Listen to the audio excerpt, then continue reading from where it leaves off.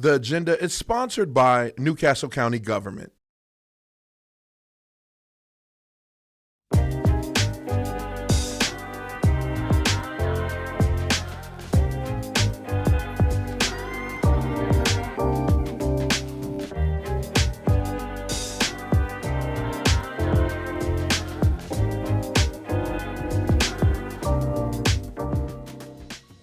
Hi, I'm Kerwin Gaines. Welcome to the agenda. Welcome to our new set of the agenda. This week we invited Governor John Carney to be our guest, but he invited us to Kirkwood Park to pick up litter. It's one of his pet peeves. We're going to learn so much about the governor this week as we walk through Kirkwood Park along with Delaware Department of Transportation and the Goodwill Services to help them pick up litter and beautify Delaware. And now, enjoy this candid conversation with Delaware's governor, Mr. John Carney.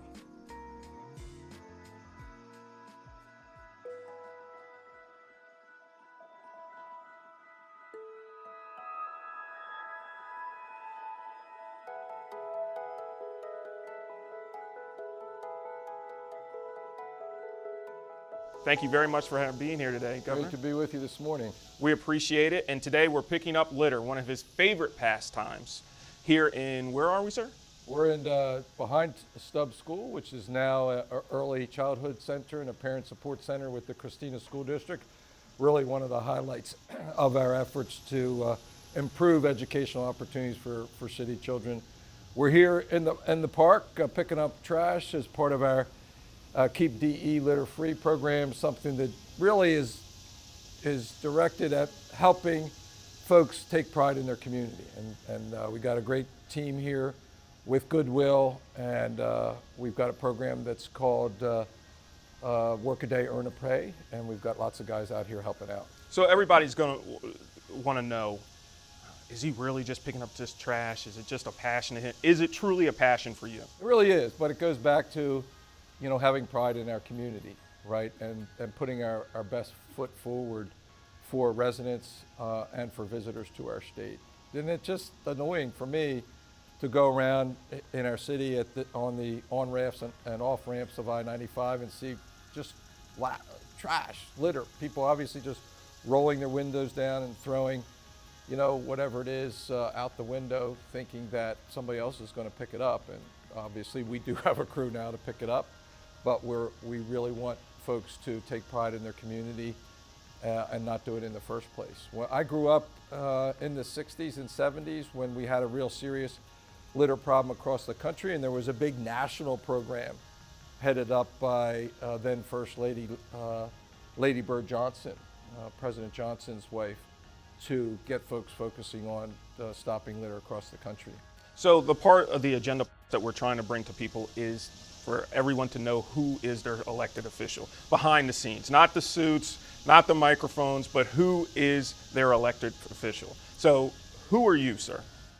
Yeah, I'm just kind of a local kid, grew up in a large Catholic family up in Claymont, 8 brothers and sisters. That is a large family. Yeah, that's all you need to know about me to understand where I come from, We went to Catholic school, Holy Rosary, St. Mark's High School, and then on to Dartmouth College. But really, to know me, you just need to know where my mom and dad come from. Just they were teachers and educators, and they just taught us that the most important thing that you could do in life, and it was part of our kind of religious upbringing as well, was to help other folks, and that's what I've tried to do through public service. And you've been very successful at it.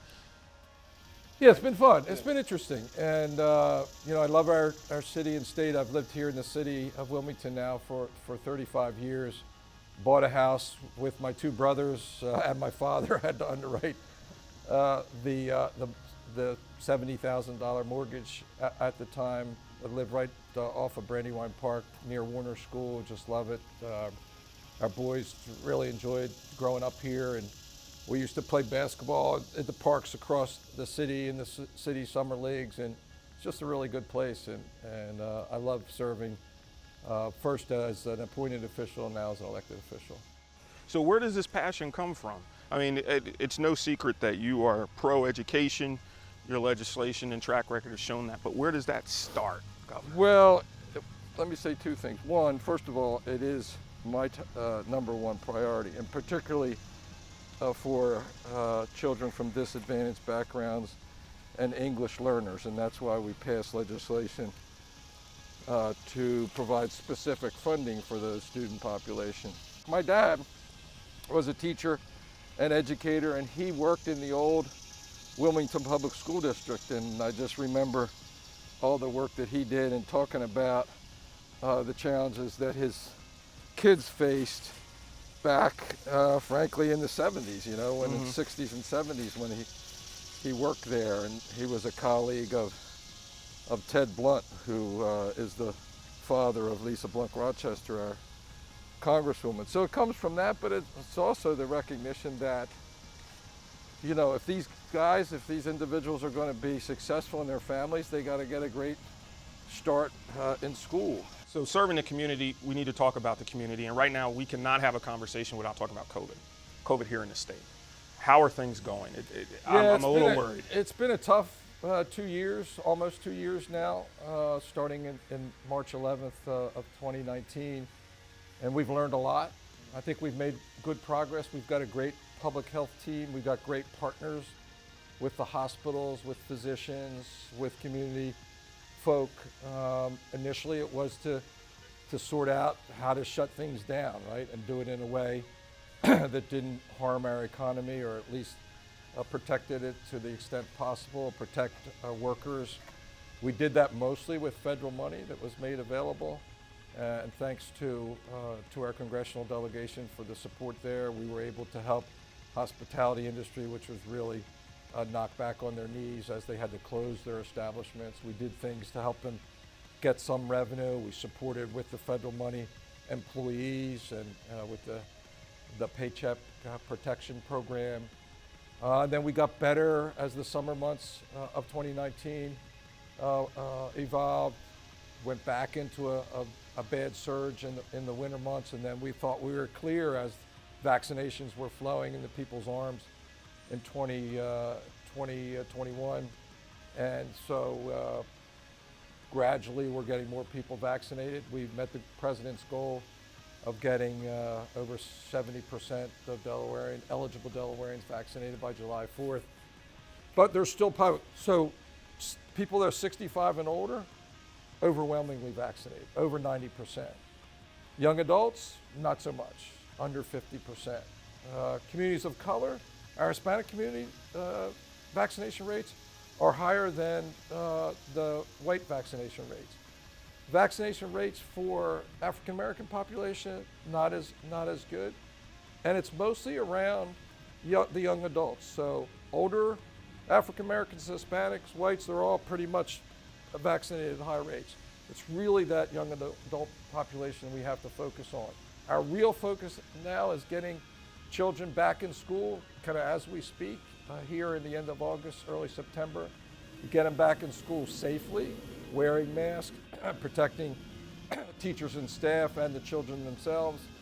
And that's really our next focus as we continue to bring people and the economy back online. It's pretty much back online. We have a real challenge in getting workers. As we heard from our partners at Goodwill this morning, I hear it from restaurant folks, I hear it from people running financial services companies, banks, just about everybody is having trouble finding. Is there an easy button solution to that?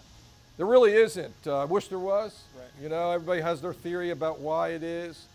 Part of it is some of those industries like construction have big workforce challenges in the first place before we went into COVID in March of 2020. And now with the infrastructure bill being passed and the bond bill being passed, construction is going to be even greater. Right. So my biggest concern now is how are we going to move all those projects out? If you drive around the city of Wilmington and Newcastle County and downstate to Kent and Sussex County, there's been an incredible amount of highway transportation projects that have been done because we kept construction open during the more difficult months of COVID-19 in 2020. And so that was a big thing for their workers. It was a big thing for those companies.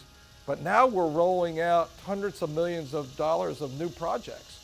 We need more people into those, to working for those companies to do the work that's out there. And we have a time limited for the expenditure of those federal federal funds. We've got to kind of earmark it by 2022 and spend it by 2024. And that sounds like a long.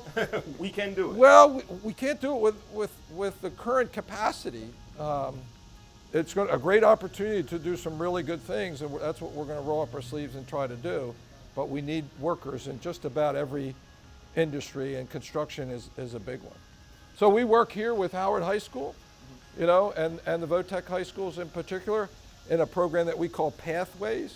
So construction is one of those pathways, getting young people, teenagers, high school students interested in the kind of jobs where there's a real great demand. And helping them with the job placement once they complete the program. All of that, right. The skills development, the job placement. The Pathways program, they have kind of internships or apprenticeships in these companies so that they can, while they're sitting at their desk at Howard, be going out into these employment centers and getting real on-the-job experience.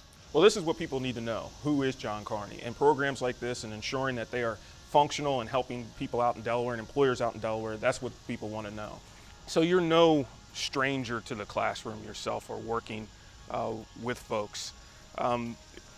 You were a coach prior to this, right? I coached in college and high school.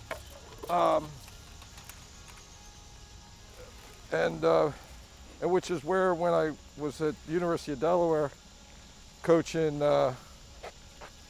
which where I got my master's degree and really got the focus on government service, which really wasn't something that I had looked at prior to that. So how did that start? I was reading in and researching. So I was, I wanted to be a football coach and lacrosse coach, and I was doing it at the University of Pennsylvania and looking for what they call a grad assistantship. So they're graduate students that help the coaches, and it wasn't working out to get that at Penn, so I looked at other places, Boston College, Syracuse, and ultimately was offered a job at Boston College and decided that I wanted to come back to Delaware, and so I called Tubby Raymond up, and the great Tubby Raymond. The great Tubby Raymond, and he said, "Yeah, we've got a spot for you."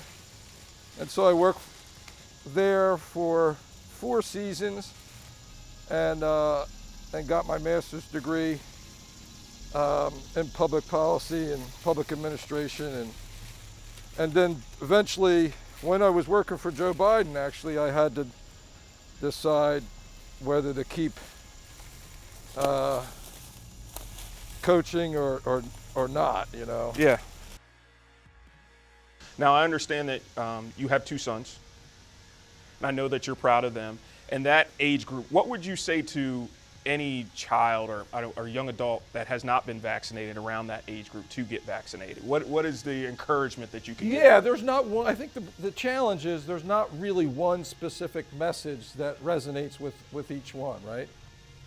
Each person, and our approach is to respect everybody with where they are, right?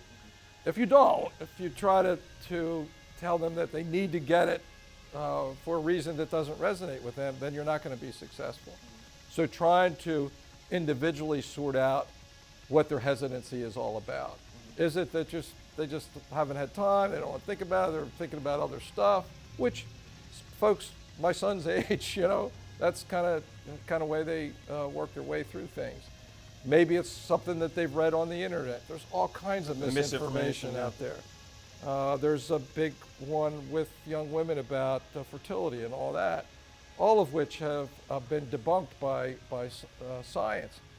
And so just trying to figure out where folks are and trying to get a message out that it's not always just about you, it's about others, our economy, your future, the future success of businesses in our state, your ability to go out and go do things like you did prior to COVID hitting in early 2020, and whatever it is. One of the things that we know is that people listen to their primary care healthcare provider. There's a level of trust there. There's that level of trust, and it's confidential.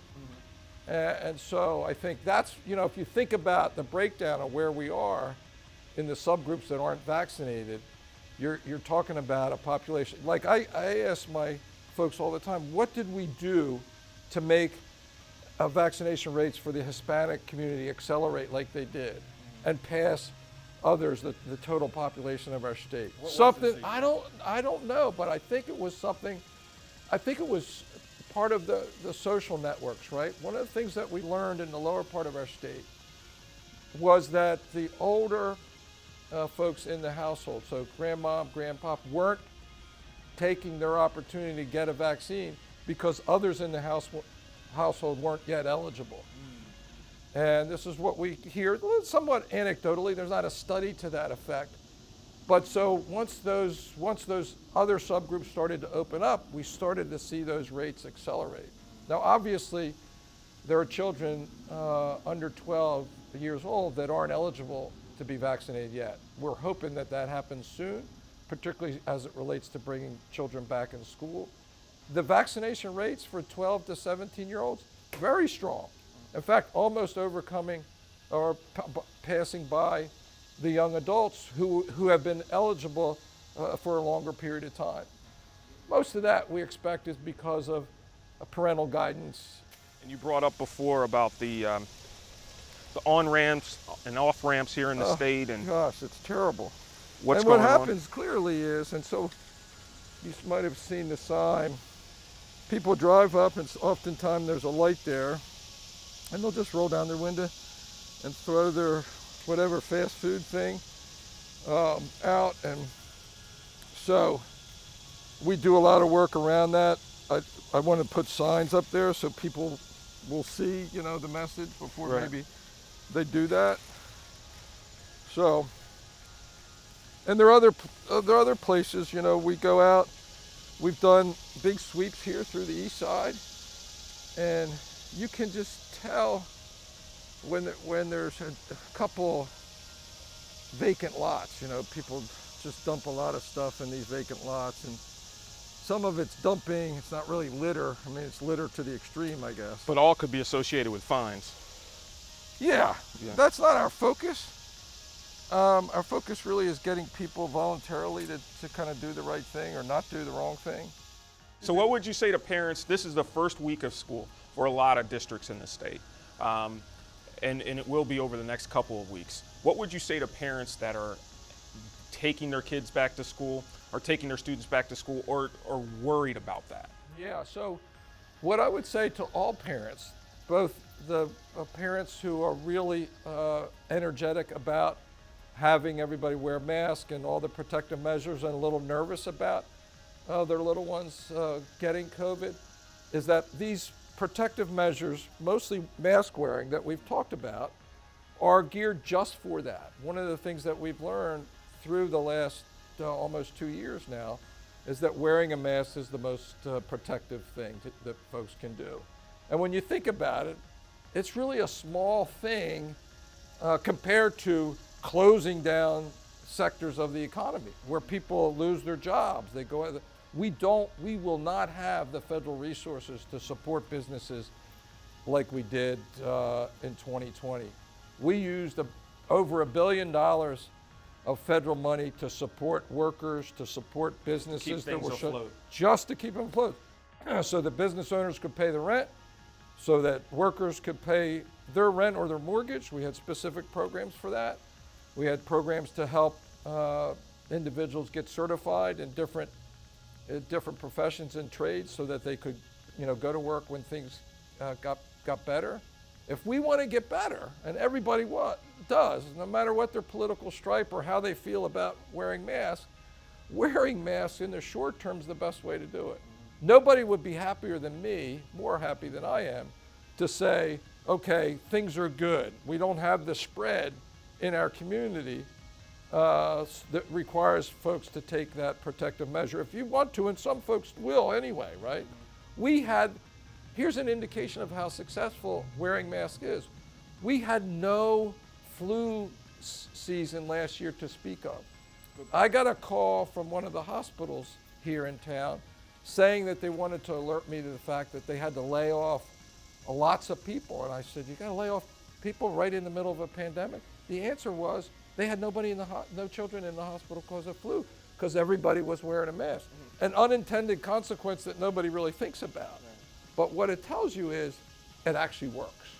So for everybody, people who support mask wearing, people support stricter parents, we're talking about, and those who are among the anti-mask group, if we all want the same thing, the only way to get there is to have folks wearing masks when you're inside. When we're outside like this and we're vaccinated, you're pretty much in good shape, unless you're going to come in close contact with folks. So that's our message. We want to get to a better place. We don't want to have COVID circulating in our community. The best way to do that is to wear masks indoors to protect our children and keep them in school. One of the things we know is that children lost a lot not being in the classroom. And we lost a lot of children. We did, literally, in the sense that the school districts know those children are out there, but they didn't show up, on the Zoom sessions. They didn't show up for whatever in-person instruction the schools had. And so we actually have an effort, a concentrated effort to find the children that kind of slipped through the cracks. Yeah.